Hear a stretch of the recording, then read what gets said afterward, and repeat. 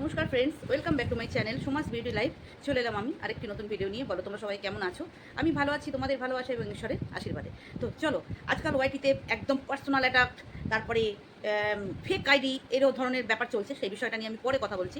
আগে কালকে বলে নিই, আমাদের একদম বলদিমা যাকে বলি আমি, চিঙ্কি, হ্যাঁ, ওই ঝাল ফ্যামিলির ফিমেল ওনার যে, তো ঝাল ফ্যামিলির ফিমেল ওনারের কালকে একটা লাইভ দেখছিলাম। সেই লাইভ চলাকালীন তার মেয়ে তার উপর হামলে পড়ে, একদম অ্যাটাক করে, তারপরে ফোন উল্টে ফেলে দিয়ে তারপরে তারা চুলোচুলি করে, মানে মামের চুলোচুলি যাকে বলে। তো তারপরে যখন বসলো ক্যামেরাটা নিয়ে, তখন চুলটা ঠিক করলো, মানে চুল ধরে মেরেছে, চুল ধরে টানাটানি করেছে। তার আগে এই ঝাল ফ্যামিলির মেল ওনার, মানে এই পালগিন্নি, হ্যাঁ পালগিন্নি, তো পালগিন্নি প্রথমে সকাল দিকে একটা ভিডিও করে অ্যানাউন্স করে দিয়েছে তার জামাইয়ের বার্থডেতে উপহার হিসাবে যেটা দিয়েছে, হ্যাঁ গিফট হিসাবে যেটা দিয়েছে হচ্ছে ডিভোর্স। পালগিন্নি চায় ডিভোর্স, এবং এটা ন্যায্য চাওয়া, এটা ঠিক চেয়েছে, এটাই হওয়া উচিত। কালকেই ভিডিও করে বলেছি। এবং তার মেয়ে, এই যে মেন্টাল বিধ্বস্ত যে মেয়ে, সে ট্যাকেল করতে পারছে না, হ্যাঁ, তাকে সে ওখানে অশান্তি শুরু করেছে। আগেও একবার নিয়ে এসছে এই মেয়েটা। আমি এই পালগিন্নিকে বলছি, মেয়েটাকে ধরে রিহ্যাবে দিয়ে আসো। রিহ্যাব, যেখানে রিহ্যাবে যেটা হয় না, মেন্টাল ট্রিটমেন্ট হয়, সেখানে যাওয়া দরকার। ওর কোনো মানে হাজব্যান্ড দরকার নেই, ওর ওইখানে ট্রিটমেন্ট দরকার, ওর ট্রিটমেন্ট দরকার। যে আবার কি বললো লাইভে, জিজ্ঞেস করছে যে ও কি ডিভোর্স নেবে, মানে ছেলেটা নাকি এখনও বলছে যে হ্যাঁ আমি ওর সাথে সংসার করতে চাই, ও যদি চায় তাহলেই যাবে, মানে মেয়েটা যদি চায় তাহলেই হবে। আর মেয়েটা চাইবে তখনই যখন তার বাবা তাকে মেনে নেবে। তার বাবা মেনে নেবে না, উইদাউট রেজিস্ট্রি যে ফর্ম আছে সেখানে যদি ফিল আপ না করে তাহলে বাবা মেনে নেবে না। এই হচ্ছে এদের খাপলা কেস। বাবা বলছে, সৎ বাবা বলছে যে আমাকে রেজিস্ট্রি ফর্মে ফিল আপ করে নিয়ে দাও, করুক, তারপর আমি মেয়ে পাঠাবো, তারপরে যাবে। আর হাজব্যান্ড বলছে আমার সাথে এসে ঘর করুক, তারপরে আমি রেজিস্ট্রি করবো। এই দ্বন্দ্বে ওদের এখন ফেসে আছে। কিন্তু মা কালকে অ্যানাউন্স করে দিয়েছে, ঝালগিন্নি প্রথমে সকালে অ্যানাউন্স করে দিয়েছে ডিভোর্স চায়, মালপত্র নিয়ে আসে। এটাই বেস্ট। নিয়ে এসে ওকে রিহ্যাবে দিয়ে দাও, ওকে রিহ্যাবে দিয়ে দাও। মায়ের সাথে চুলোচুলি, নিজে থাকতে পারবে না। আর শোন, এই যে নেকি মেয়ে, তোকে বলছি, যদি তোর যেতে হয় চলে যা, তোর মা তো বলছে চলে যা। কিন্তু কোনো এই অনেক মেয়েরা আছে যে বাবা মা মেনে নেয় না, সংসার করছে। তোমার সব দিক চাই না, সব দিক চাই, বাবা মেনে নিচ্ছে না, তা ওখানে গিয়ে থাকতে পারছিস না কেন? ওখানে গিয়ে আবার মা বাবা বাবা দেখা মনে চড়িয়ে না তোমার দাঁত কবাটি একবার ফেলে দেবো। ঠিক করেছে, ওকে উদম পেটাও একদম ধরে। বেশি পায়ে তারা হয়ে গেছে, কোনো কাজ একটা ভাবে করতে পারে না। যে কোনো একটা দিক তো বাঁচবে, না এটাও চাই ওটাও চাই। এদিকে ওর বাবা মানবে না, ওদিকে ওর হাজব্যান্ড মানবে না। এই করতে করতে এ নিজেই না কিছু ওর বিপদ ঘটিয়ে ফেলে। অনেকবার দুবার তো অ্যাটেম্প করে নিয়েছে। একে সুস্থ মনে, সুস্থ মস্তিষ্কে বুঝিয়ে ওকে রিহ্যাবে পাঠিয়ে দাও। একটা অন্য জায়গায়, ওকে বাড়ি থেকে অন্য জায়গায় গিয়ে রাখো। বাড়িতে বসে বসে এইসব করছে, আর ফোনের থেকে দূরে করে দাও।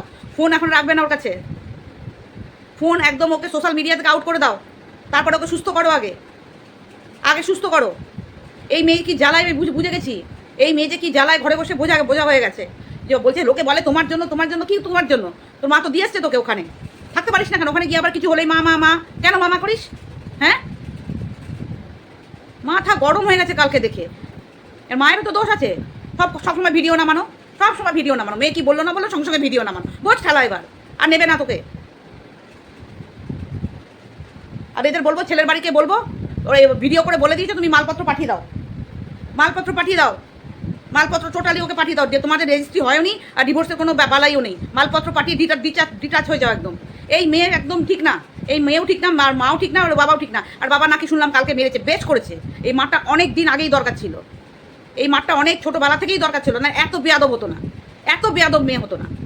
ন্যাকামো হচ্ছে এখানে বসে বসে, প্রিয় আমি এই চেয়েছিলাম, প্রিয় আমি ওই চেয়েছিলাম, আমাদের স্বপ্ন পূরণ হতো। গুড্ডি ওরাই তোর স্বপ্নের গুড্ডি ওরাই।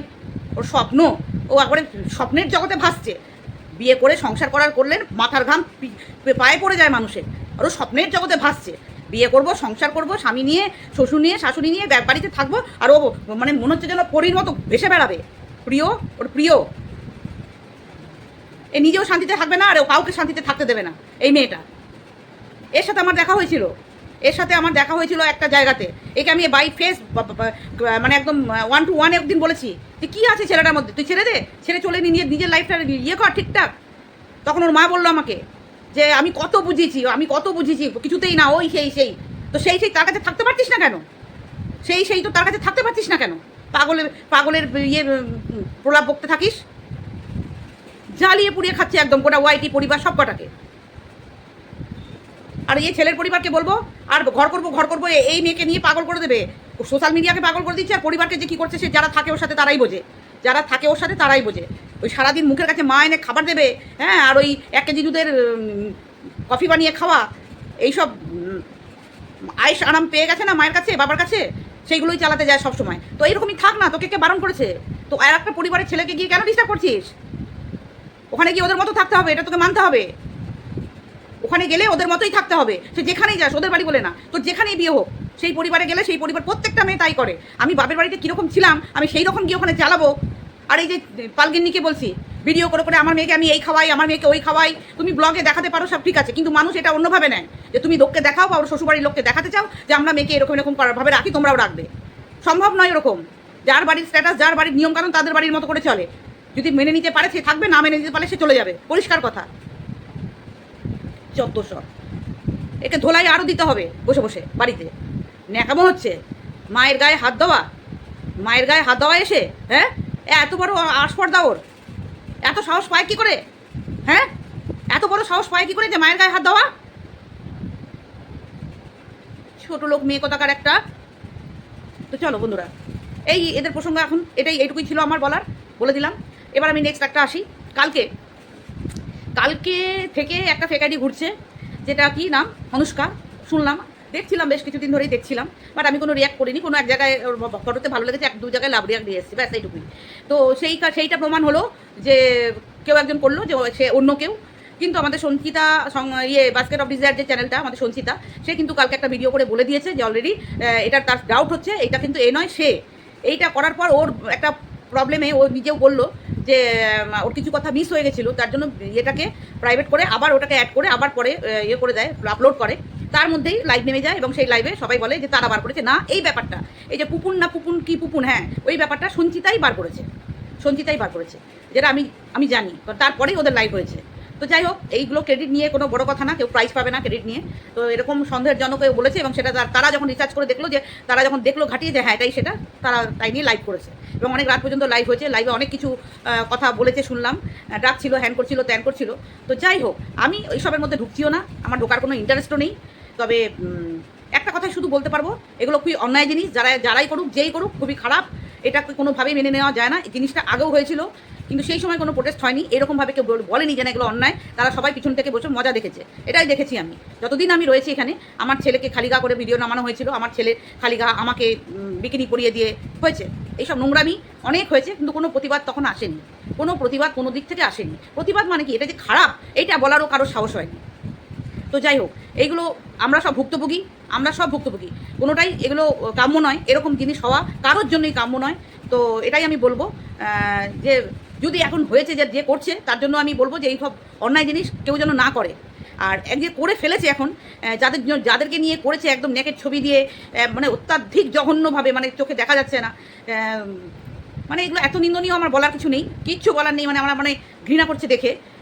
তো এইটুকুই বলতে পারি, যখন মানুষের নিজের উপর আসে তখন কেমন লাগে একটু রিয়ালাইজ হচ্ছে কি, যদিও খুবই নিন্দনীয় ব্যাপার। অন্যের দেখে মজা নিলে না এরকমই হয়, বুমেরাং হয়ে সব কিছু ফিরে আসে। কে কারা কিচ্ছু জানি না, এই মহিলাটি না পুরুষ না কে থার্ড জেন্ডার না ফোর্থ জেন্ডার কিছুই জানি না, বাট খুবই নিন্দনীয় কাজ করছে। এর জন্য যথাযথ ব্যবস্থা নেওয়া হোক, যারা নেবে তারা নেওয়া হোক। আমাদের সময়ও হয়েছে এইসব, বাট এতটাও নোংরা হয়নি। আমাদের তো পুরো একদম করে জানোই, অনেকেই তোমরা জানো যে বিকিনি পরিয়ে আমার ছেলেকে খালিগা করে আর সেই মায়ের সামনে আমার ছেলের ছবি চিপকে দিয়ে এইভাবে নামানো হয়েছিল। তখন অনেকে হাততালি দিয়েছিল, বাউ করেছিল। তো প্রতিবাদ করার মানুষ তখন কেউ ছিল না, আর থাকলেও কেউ করেনি। তো আমি সব জায়গাতেই যখন আমার যেটা চোখে পড়ে আমি সেটা প্রতিবাদ করতে আমি এক পুচি পাও হই না, যেটা ন্যায্য। এটাতেও আমি বলবো খুবই খারাপ হচ্ছে এটা, যে বা যারা করছে, ঠিক আছে। আর দ্বিতীয়ত সেটা হলো, আমি শুনলাম কেউ একজন প্রেগনেন্ট। দেখো, আমরা সবাই মা। এই লাইভে কেউ একজন বলেছে লাথি মেরে পেটে বাচ্চা মেরে ফেলবে। এটারও ধিক্কার জানাই আমি। সে আমার শত্রু হোক, আমি বলছি তো আমার শত্রু হোক, আর যাকে করেছে সে আমার শত্রু ছিল, আছে, থাকবে। এবং কেন, সেটা সে তার মনকে জিজ্ঞেস করলেই পাবে, যে কেন আজকে এত ঘৃণা জন্মে আছে আমার তার উপরে। তো যাই হোক, যে বলেছে যে তার পেটে বাচ্চা যদি সত্যি হয়, কারণ তার সব কিছুই অনেক কিছুই ফেক আমরা জানি, মিথ্যে বলে, তো এটা নিয়েও প্রেগনেন্সি নিয়ে কেউ মিথ্যে বলবে এটা মনে হলো না। তো যদি সত্যি হয় তো যে এই কমেন্টটা করেছে তাকে ধিক্কার জানাই, যে একটা শিশু পৃথিবীতে আসার আগেই তাকে পেটে লাথি মেরে মারা হবে বলেছে, এটা খুবই অন্যায়জনক, একদম মানে ঘৃণতম কথা একটা, সে যার জন্যই বলুক। আমরা মা তো। এই কথা কিন্তু আরেকটাও নরখাদক চ্যানেল সোনালির বাচ্চাকে নিয়েও বলেছিল, সেও কিন্তু প্রেগনেন্ট, কিন্তু কেউ আওয়াজ তোলেনি। আমি একটা দুটো ভিডিওতে বলেছি যে যেমনই হোক, সোনালিকে অনেকে পছন্দ করে, অনেকে পছন্দ করে না, আমাকে অনেকে পছন্দ করে, করে না, আরও তৃতীয় ব্যক্তিকে অনেকে পছন্দ করে, করে না, সেটা বড় কথা না। যখন একটা বাচ্চা পৃথিবীতে আসেনি, সে মায়ের গর্ভে, সেই বাচ্চাটাকে গালাগালি, সেই বাচ্চাটাকে পায়ে লাথি মেরে ফেলবে, এই রকম ধরনের নরখাদক পিচাস টাইপের মেন্টালিটিকে আমি ধিক্কার জানাই। সে যার জন্যই করুক। অন্যের বাচ্চাকে যখন মানুষ অ্যাটাক করে না, তখন এইটুকু ভাবা দরকার যে আজকে যখন আমার বাচ্চাকে যদি কেউ বলবে তখন কেমন লাগে। সত্যিই যদি সেই ব্যক্তিটি প্রেগনেন্ট হয়, আজকে যদি তার ভ্রূণটা পেটের মধ্যে এইটুকু হয়ে আছে, হ্যাঁ, যদি সত্যি হয়, সেই এখনও তার প্রাণ সৃষ্টিটা এখনও সেইভাবে হয়নি, ব্যাঙাচির মতো হয়তো হয়ে রয়েছে, বাট সেইটাকে পর্যন্ত গালি খেতে হচ্ছে তার নিজের কৃতকর্মের জন্যে। আজকে সে এরকম কৃতকর্ম কেন করে যে লোকে তার পেটের বাচ্চাকে নিয়ে কথা বলছে, যদিও সেটা ঘৃণ্যকর, বলা উচিত নয়। নরখাদক মানুষ তারা, নরখাদক যারা করে এসছে তারাও, আর যারা করছে এখন তারাও, যারা করে এসছে তারাও, যারা করছে এখন তারাও। বাচ্চাকে নিয়ে আমার একটা অটিস্টিক ছেলে, সে বোঝে না, কিচ্ছু জানে না, কোনো এই সব ব্যাপারই নাই, তার একটা খালি গায়ের ফটো চিপকে দেওয়া হলো। মনে পড়ে কি সেই সব কথা, দিনের কথা? চলো, এনিওয়ে, আমি একটা মানুষ সবসময় বলি, আমার মতো রক্ত মাংসের শরীর অনেক সবারই, প্রত্যেকটা মানুষের গায়ে রক্ত বইছে, আর আমি একজন সন্তানের মা, এবং যাদের সাথে হচ্ছে এই ব্যাপারগুলো তাদের থেকে অনেকটাই বড়। প্রত্যেকটা বাচ্চার জন্য আমার রইল শুভকামনা, প্রত্যেকটা মায়ের। যারা অ্যাটাক করেছে তাদেরকে ধিক্কার জানাই, যারা করছে তাদেরকে ধিক্কার জানাই, আর যারা প্রেগনেন্ট তারা বলবো আমি এইটুকুই, যে এই প্রেগনেন্সির সময় আমি সোনালিকেও বলেছিলাম যে এই সমস্ত জিনিস থেকে দূরে থাকতে। কারণ আমরা যখন আমাদের সময়ে বা আমার মা ঠাকুমাদের সময়ে বলতো প্রেগনেন্সি পিরিয়ডটাতে একটু ভালো কথা, ভালো গান, ভালো জিনিস থাকতে, শুনতে, ভাবতে। কিন্তু এখনকার নিউ জেনারেশনের বাচ্চা, তাই না, নিউ জেনারেশন, তারা কি এই সবের মধ্যে থাকলে তাদের কি বেবির খুব ভালো হেলথ, মেন্টাল হেলথ খুব ভালো হবে? এইটুকু শুধু অ্যাডভাইস করবো, অ্যাটলিস্ট এই 9 মাস এইসব ব্যক্তিরা যারা প্রেগনেন্সি এই পিরিয়ডটা থেকে চলছে, এখন প্রেগনেন্সি পিরিয়ডটাতে ওরা এখন চলছে, তাদেরকে বলবো যে তারা এই কন্ট্রোভার্সি বা এই নোংরা কথা থেকে সাইড থাকুক। এইখানে এই 9 মাস যেন বাচ্চাটার ভালো ভবিষ্যতের জন্য, বাচ্চা একটা সুস্থ বাচ্চা পাওয়া খুব কঠিন আজকালকার যুগে। সুস্থ বাচ্চা ওটাই একটা গিফট, এত বাচ্চাদের এখন প্রবলেম হচ্ছে। তো এই সব মধ্যে না থেকে বলবো একটু ছুটি নিতে, এখানে বসে বসে লাইভ করে রাত জেগে লাইভ, কোনো প্রেগনেন্সি মা রাত্রি 2টো 2:30টা পর্যন্ত বসে লাইভ করে আর লোককে ডাকা, এই করো, এই করবো, সেই করবো, এগুলো কী হচ্ছে? যদি সত্যি প্রেগনেন্ট হয়, এগুলো কি সত্যি প্রেগনেন্সির তালিকা? কোনো প্রেগনেন্ট লেডির এটা তালিকা? রাত্রি 2টো 3টে পর্যন্ত মানুষকে নিয়ে কাটা ছেঁড়া, কে কী আসছে, এরা ভাড় মেজাক, পুরো ওয়াইটি থেকে বাদ হয়ে যাওয়া উচিত, ওয়াইটি থেকে বেরিয়ে যাওয়া উচিত। যারা অশিক্ষিত তারাও শোনে, যারা শিক্ষিত তারা জানি না এটা কোন শিক্ষায় শিক্ষিত, যে একটা বাচ্চা পৃথিবীতে আসেনি তাকে গালি খাওয়াচ্ছে তার মা। তো চলো, এই ভিডিওটা আমার এই পর্যন্তই ছিল, যে আমি এইটুকুই বলবো যে ধর্মের কল বাতাসে নড়ে, কথা আছে জানো একটা, তো কর্ম যেমন করবে কর্মের রিটার্ন সেই রকমই আসে। সেই জন্য বলবো যে মানুষকে অ্যাটাক করা, এই নোংরা কথা বলা, চিতা, কাঠ, আগুন, হ্যাঁ, এই সমস্ত ওয়ার্ড থেকে বেরিয়ে গিয়ে একটু সুস্থ জীবনে ফিরে গিয়ে অ্যাটলিস্ট নিজের সন্তানটার কথা ভাবা উচিত। বোঝাতে পারলাম? কাকে বললাম সে যদি বোঝার হয় বুঝবে, আর না বোঝার হলে এই জিনিস চালিয়ে যাবে। সোনালিকেও অনেক বুঝিয়েছি, আমি বলেছি যে এই সময় তুই বন্ধ কর, যে যা বলছে তুই একদম চুপ করে যা, কথা না শুনলে তো কিছু করার নেই, তাই না?